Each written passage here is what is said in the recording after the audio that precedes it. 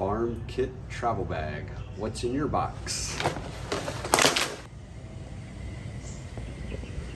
All right, so I'm about ready to head out to a new farm area. I haven't shown you guys this one before, maybe like bits in passing. So one of the big things I think a lot of people don't do enough is prepare for travel and going to remote locations and stuff where you're not gonna have every tool under the sun.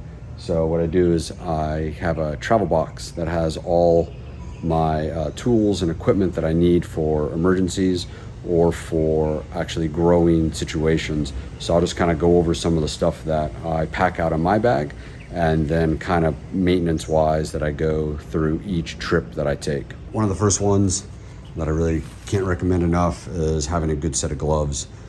Gloves you always go through a ton of, and just one of the big things that you always end up needing when you want to carry something or do that. The next thing is you always want to make sure that you have your tools, and more importantly, you want to make sure that you have your batteries for your tools.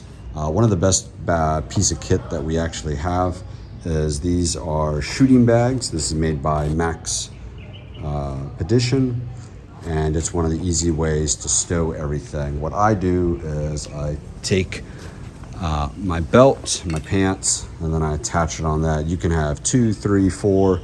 You can have as many of these attached to you as well, but it just attaches to your belt loop and then your pants, and then you just sag them in. They do make bigger sizes. I like this one. It's a good comfy size. Today we're going to be doing seedlings. We're going to be doing Johnny seed pumpkin for our fall crop. I got treated seeds this time. We're planting this in our new location because the weather's colder. We'll find out today if it actually is.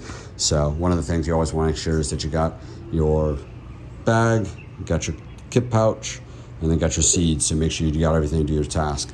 The next thing for all your tools, your fancy high-tech gadgets, got to make sure you have batteries. I put those in a Ziploc bag. I'm going to do a screenshot at the end once I put everything and consolidate.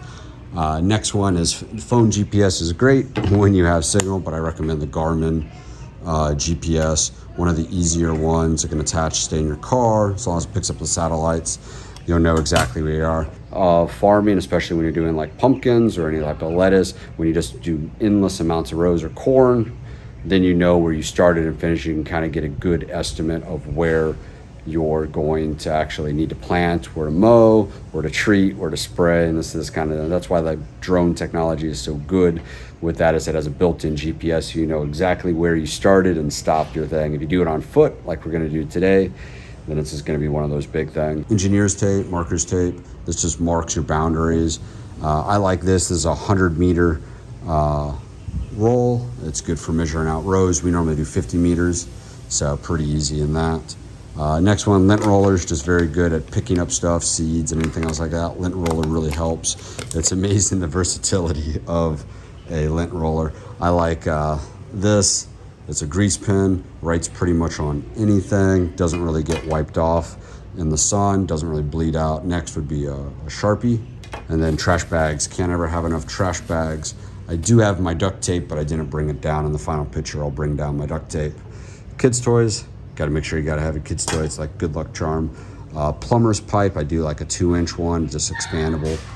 And then a Phillips and flathead. I just got a simple 6-in-1. It's not as fancy as some other ones. I just don't want to take my big toolbox. And then lastly, got to make sure you got toe straps and ratchet straps. You never know when you're going to need to ratchet something down or put some strain. So that's one of the easier ways to do it. One of the other big important parts is making sure that you know what you're planting, and then you have your fertigation guide, so that when you do your treatments or you do anything else like that, I like laminating these. Proper planning and planning ahead prevents piss poor performance, so make sure you laminate these because they will get wet just naturally. That's why I'm doing this today, is my box was completely soaked, so it was just easier to go through it and shoot a video, and everyone kind of likes gear and seeing what everyone's doing. For the seed treatment, I'm doing Yara Tepercent. I'm doing a natural emulsion with neem oil and vegetable oil pretty much. And then I have my hand sprayer, a mixing bucket, a 5-gallon or 20-liter bucket, and then some potting soil over there. I would be using Dr. Bronner's if I needed to get that, or my Hormex for actually growth, but we're not at that stage No need for hydrogen peroxide today because I'm doing Yara 10%.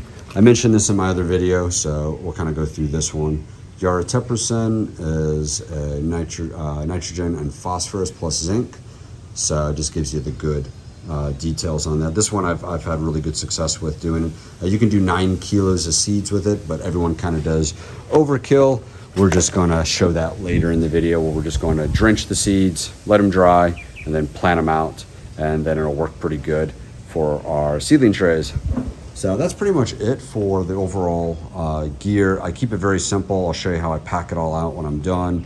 Got about another like 10-15 minutes before we take off here. But it's just one of those big things that people don't really think about, is that when you're going to farms, going to remote places, you are the key to success for your own farming and planting plans, so that if you do not plan ahead, prep, and have backups and emergencies and backups to backups, then you're gonna probably have bad performance. So we'll catch y'all in the next video. If you like what you see, give me a like, a subscribe, comment down below.